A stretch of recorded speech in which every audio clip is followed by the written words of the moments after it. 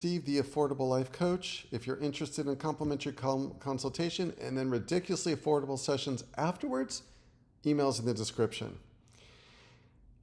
I walk regularly every single day, and I walk for a while, for about an hour, hour and a half, 2 hours. It, it's a form of my therapy. It absolutely keeps me grounded. And I wanted to figure out a way to get a cardio workout while walking.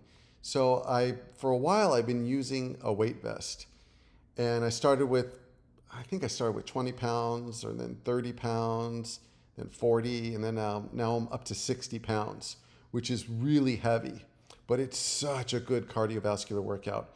So I put on my weight vest and I do a like in between of a walk and a slow jog.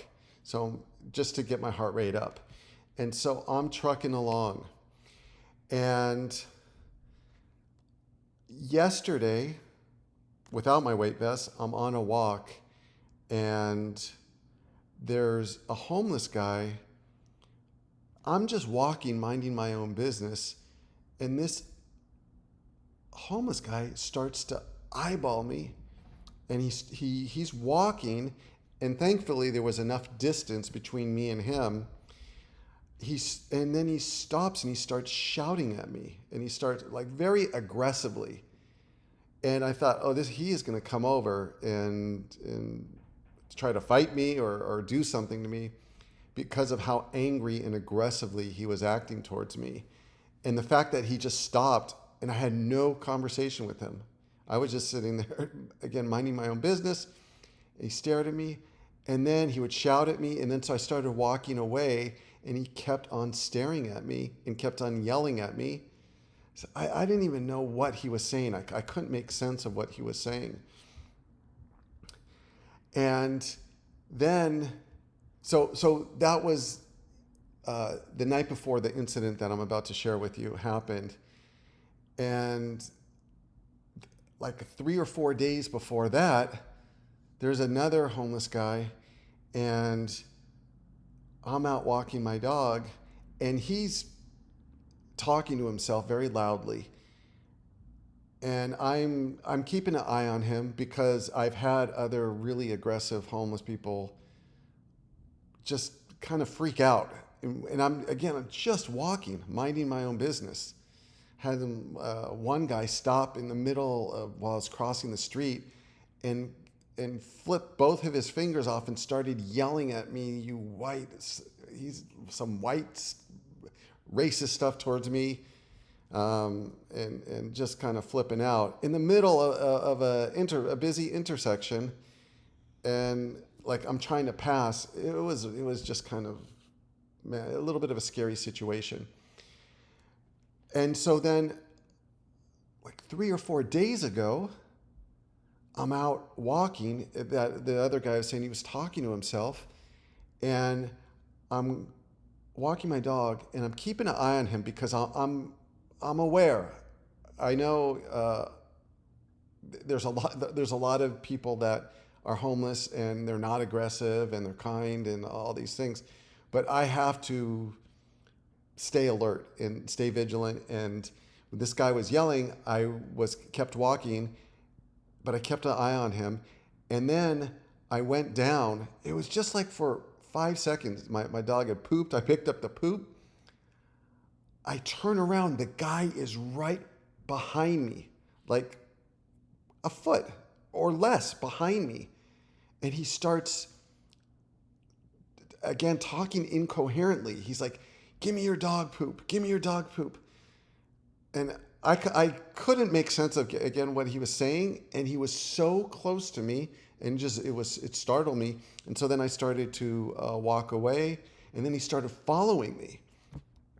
So now my radar is up. And so back to my original story is what happened to me yesterday. I'm out walking with this weight vest with my dog, and I see a homeless guy up ahead, and I go, "Oh my gosh, here we go." So I made a quick move to give some space so there would be distance between me and him. And it wasn't the same previous homeless people that I had encountered. And as I did that, I have 60 pounds of weight. I have my dog in one hand, the leash, and have new shoes, which was a mistake because the new shoes, I should not be walking with new shoes carrying that much weight. And they're very grippy. And so as I'm walking, the shoe just, it kind of like, it was like glue. I didn't trip over anything. I didn't run into anything, but the shoe, as I changed directions to give space, stuck to the pavement, kind of like gripped the pavement, and I tripped. And I was walking, and in between a walk and a jog, and I smacked the pavement with 60 pounds, come crashing down into the pavement, and I was just like in a daze. Thankfully, I didn't hit my head or anything, and I was in shock because I was in so much pain, my arm and my wrist especially. And I had 60 pounds of weight on my body, and so I couldn't really move and get up. And lo and behold, the homeless guy that I saw up ahead comes running towards me, and he's, "Sir, are you all right? Is everything okay? Do you need anything?" And he was so kind and so supportive. And because I couldn't get up, I'm like, "Yeah, can you help me take this off of me? Because I'm carrying 60 pounds. I'm in excruciating pain." And he is so nice. He says, "Yes, I'll help you." And he helped me up. He helped me lift. And it's not easy to lift that weight vest off. He lifted the weight vest off of me, and I couldn't even think straight. I was just writhing in pain. And he stayed by my side. And he just said, "Sir, you okay? Is there anything I could do? Is everything all right?" And then when I was on the ground, another car had pulled up, and it was an older woman, like a senior, and she started saying, "Are you okay? Do you need me to take you somewhere? I can help you out." And she was also so kind and just repeatedly offered any type of assistance that she can give me. And I'm just at this point stunned. I'm just in shock because of the pain that I was in and making sense of what happened. And my doggie was so good. She just stayed right by my side the whole time. Oh, dogs are such a blessing. And I feel so fortunate. And she was probably stressed and freaked out because I was groaning. I was groaning. And then, I'll just show you my wrist. So it's better. It's a little bit better today. So I don't know how I fell, but I think I fell here. And then I on the other side, it's gonna be hard to show you that, but on the other side, it even hurts to turn it that way. There was like a real bad bruise, and the skin was all scraped away. And my wrist, it's a little bit better now, but my wrist was just like all swollen up. And I haven't experienced that pain in ages. Like, that pain was so bad that I just kept on, and I didn't know. I thought my wrist was broken. And so I get myself up, but now I got to take this 60-pound weight vest and walk back home. And I'm like, I'm not looking forward to that. And then I'm like, how am I going to get this weight vest on? And then the homeless guy, thankfully still stayed there while I recuperated.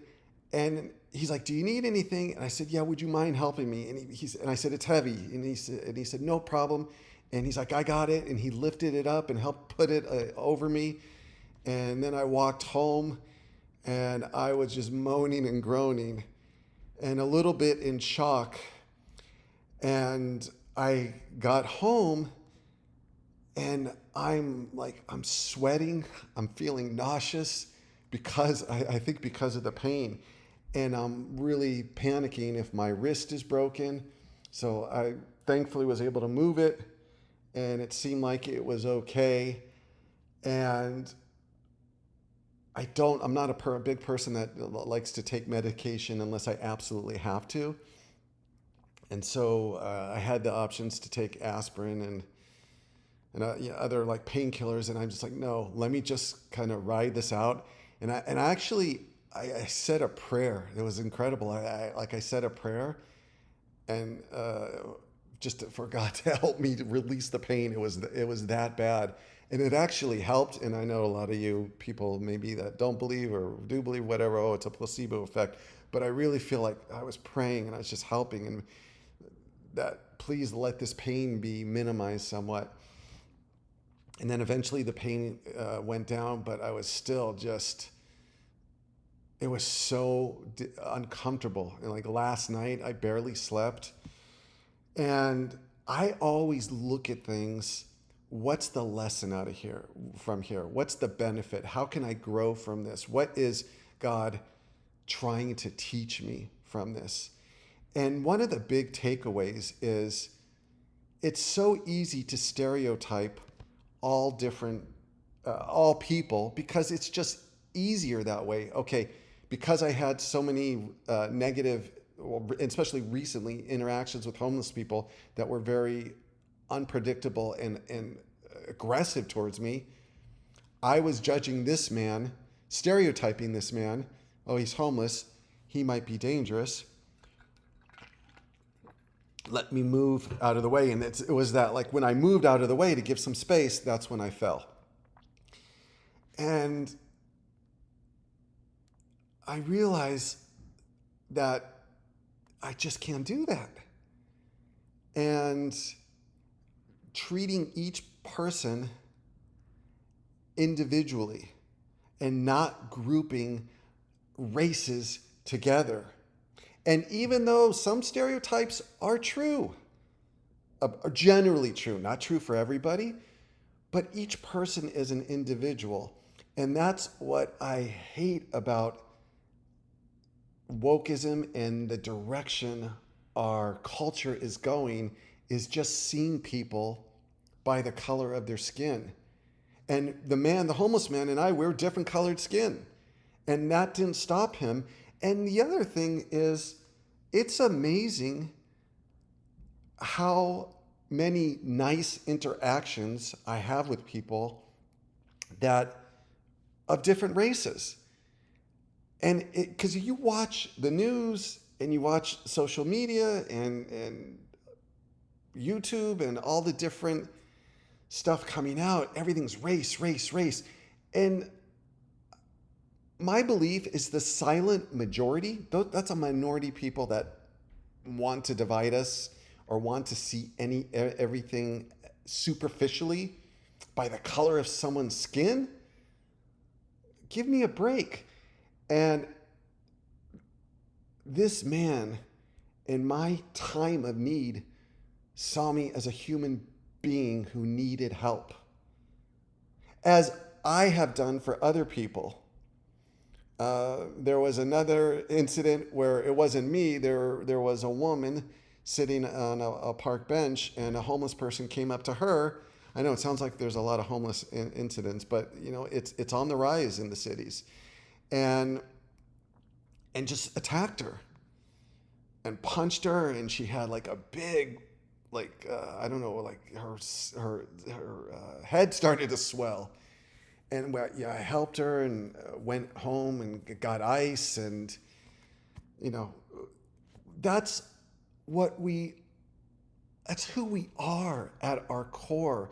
Don't let this superficial wokeism or the superficial basing and judging people on the color of their skin define someone. It's reverse discrimination. Oh, he's white, so he must be like this. He's male, so he must be like that. Or he's part of the problem, or he's oppressing us. We're all unique individuals. And I made that same mistake with this homeless guy because of the experiences I had previously. And I just think that in when adversity happens, that's what brings us closer. I was in a session I had with one of my clients who lives in New York and went through 9/11. She said it was amazing she said it lasted about 3 or 4 days. The whole city came together. People were out picking up trash and people were out being kind to each other and helping each other. And that's something that's missing. And you do get more of that in small towns. But I just think that with the rise in crime and all the negative news and all the propaganda and the brainwashing and the forces that want to divide us, we all have I think a lot of people have their guards up. And I have my guard up. But the guard up blocks good people out as well, kind people out, caring people out, people that we could have a connection with. And that was the lesson that I learned yesterday.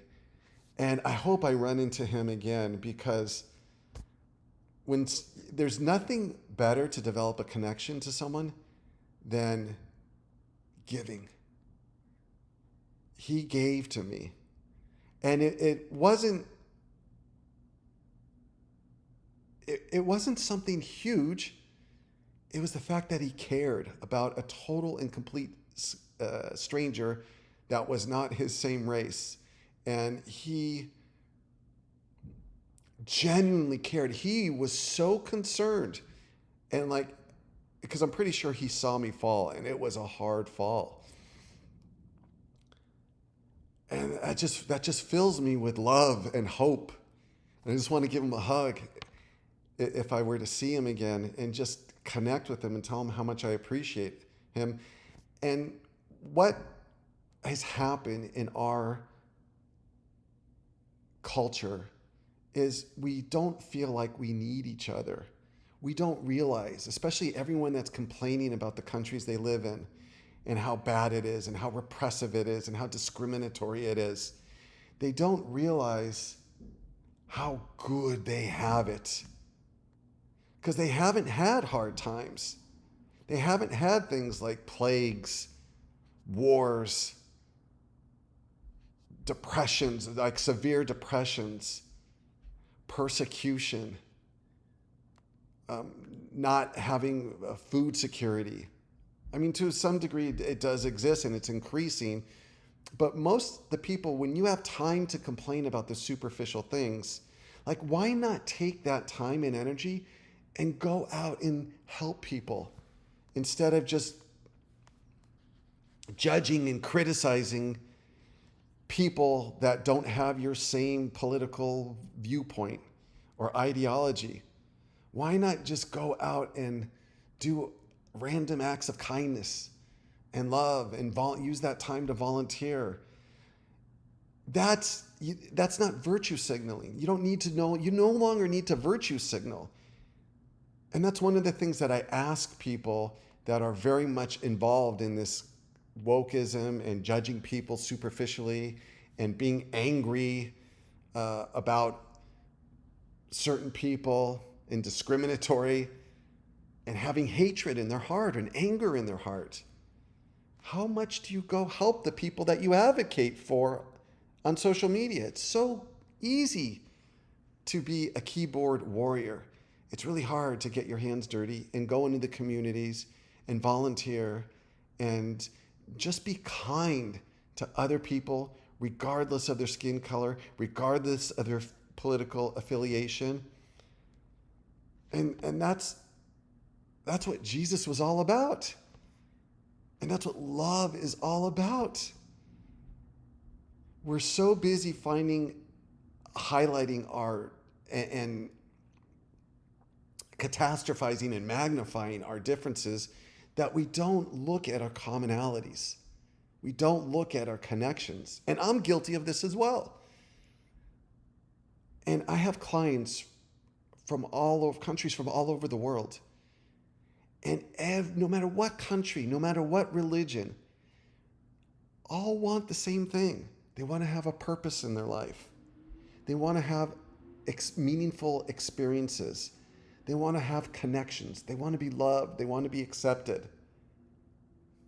I mean, that's really probably the three most fundamental things. People want to be loved and accepted. We want to have meaningful experiences, and we want to have a purpose. And one of the best purposes and why I love my career as a life coach is really helping other people and being supportive of other people. And sometimes that includes tough love and honesty, but that's what drives me. It's not financially driven. And I think because when we don't have those three things, purpose, connection, and meaningful experiences, we try to fill it with money and possessions and busyness. Everyone's so busy. And it can't overcome that pain and that emptiness of not meeting those things, of not having a purpose and not having meaningful, loving, deep connections with people. And this man, who I never know if I'll see again, I feel a deep connection to him. And let's build bridges instead of walls.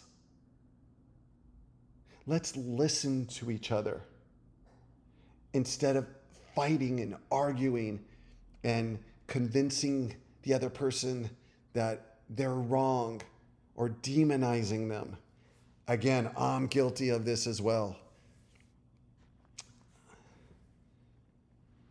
So I took this experience, I want to take this experience and use it an opportunity to shine a light on my weaknesses, on my spiritual blind spots, and to turn this into something that's empowering and also makes me appreciate how fragile life is.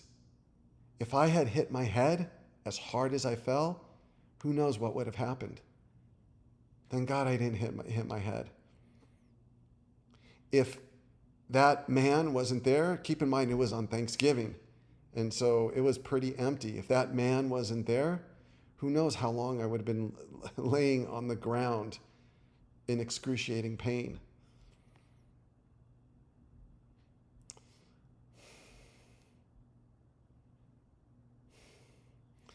And when we look inside of ourselves and take time in solitude, and I think that's really what's missing, is we're so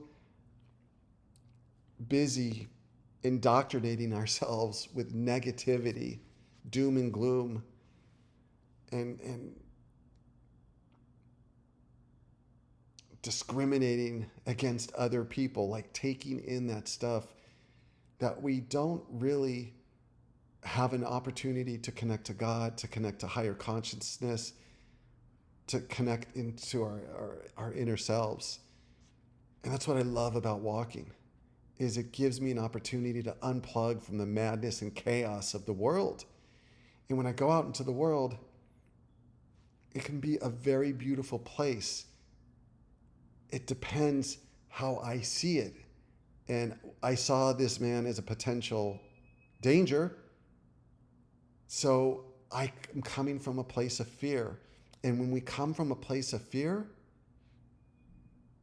that's where the hatred starts to arise. That's where the divisiveness, that's where the anger. And it damages us. It turns into a spiritual cancer that eats us up inside. It robs us of the joy. And the people that are, whether you're on the right or the left, the people that are most judgmental and the most angry and the most critical and the most negative are the most unhappy. And deep down, they're seeking purpose by creating enemies. And we can agree to disagree, but let's listen to each other and let's connect with each other.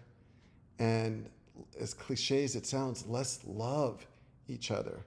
What that man did for me, and that woman as well did for me, was an act of love. And it starts with ourselves in the way we treat ourselves. It starts within our sphere of influence, our family, our friends. And if we each did that, it spreads. But it doesn't need to be a cause. It doesn't need to be, we have to convert people to behave this way. It's got to come from within us. And for me, it's God that transforms me, has transformed me. And shine the light on my sinful ways of thinking, my sinful belief systems, my sinful behavior, and has been able to empower me to live in a way that I couldn't do on my own will or my own volition. Yeah, so it was quite an experience. And I thank you if you made it to the end of this video for listening. Please, I'd love to hear what your thoughts are in this video. And if you enjoy these types of personal YouTube, more like a journal or a diary type of videos, because I don't generally focus on me personally in the YouTube in my YouTube channel. I'm more focused on coaching and self-development and spirituality and things like that. So thanks for watching. And if you are interested in coaching and going along on this incredible journey with me, I do offer that. Just send me an email. It's in the description. And until next time.